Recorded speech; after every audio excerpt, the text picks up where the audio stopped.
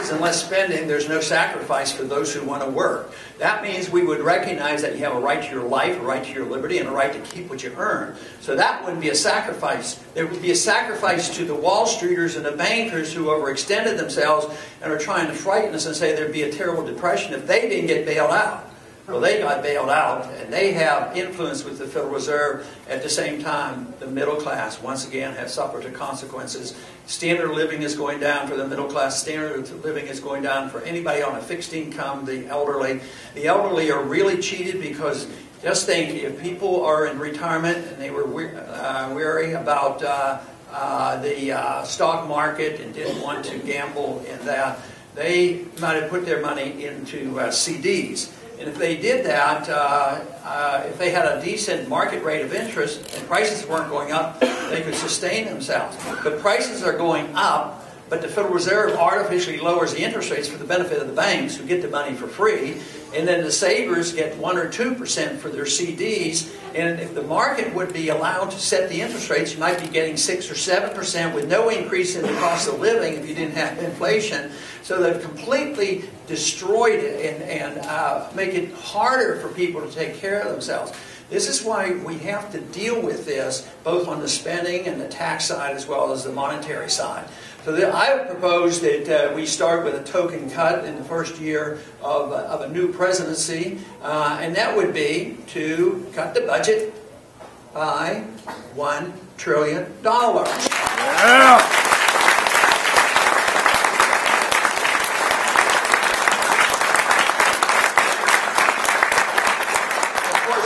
Those individuals who want the bailouts and being taken care of by government will get a little bit nervous about that. But they do need an explanation. Cutting the budget by $1 trillion won't solve the problems. You have to find out where. You should have priorities, and you should work our way out of it and have a transition. So I say don't cut the people who are dependent on programs the government has had around for 50 or 60 years. And we've taught so many people to be dependent, and that would be the elderly getting benefits and medical care and child health care. So I think those things could be, we should work our way out and make sure that people understand we're capable of having a different system. But in the meantime, we have to work our way out. So one of the areas that I would like to change dramatically, and one of the areas where a president can change it dramatically without going through and doing the proper things through the Congress and doing it in a constitutional fashion, the president has a lot to say about foreign policy. He has a lot to say about the military, a lot to say about the troops, and a lot to say about ending these wars. They're undeclared war, they're unconstitutional, they're not to our benefit, they're bankrupting this country. So I would bring the troops home quickly. Yeah!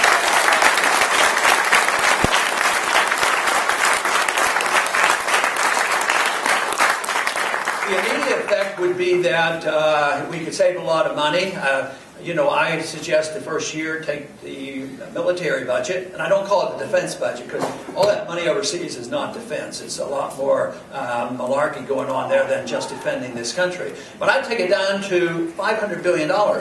Probably way too much if we had, a sensible system.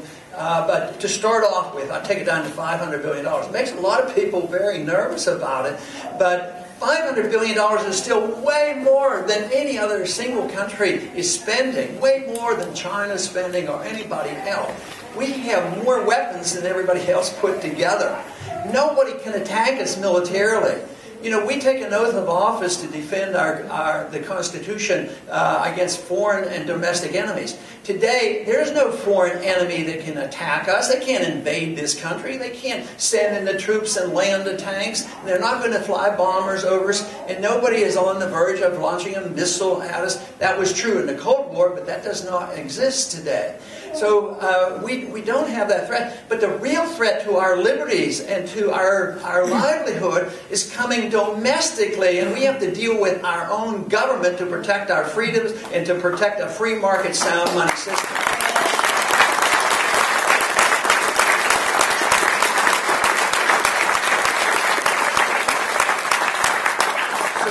Cutting the military budget, I think, is a good start, but we have more departments now than ever before. It seems like every administration has to have a new department and a new cabinet member. So I would like to reverse that, and I would reverse it in the first year if I can get this all done in 1 year with the Congress. But we should abolish, at a minimum, right off the bat, at least 5 of the departments that we just don't need anymore.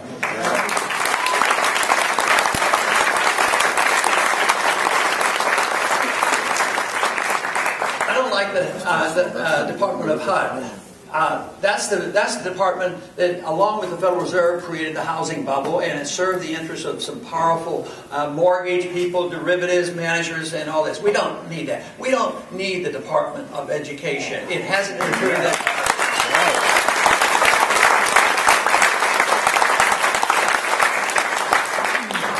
And besides, if the American people had ever decided and made a deliberate decision, said, you know, the states don't do a very good job, we think it's time now to reanalyze what the founders gave us and amend Article 1, Section 8 and put in there one more item that the federal government has responsibility for, and that is education. And it should be an up and down vote. It should be amending the Constitution. But these things are done without amending the Constitution. So we ignore things by adding, like the Department of Education. We ignore the fact that we go to war without declaration. So the Constitution now essentially has very little meaning. And that is one of our major problems. But we don't need the Department of Energy. All that does is serve the interests of some people who get subsidies in one industry and not another. You need the market to make the decisions where the best price is and how we can best manage the need for energy. It's like, why do we need the Department of Energy to tell us what kind of energy to use? What if we didn't have a Department of Cell Phones? And then the government and Homeland Security was going to pick one company to make sure it was a good cell phone, and they would set the price. The price would be sky high and they wouldn't work. But you wouldn't.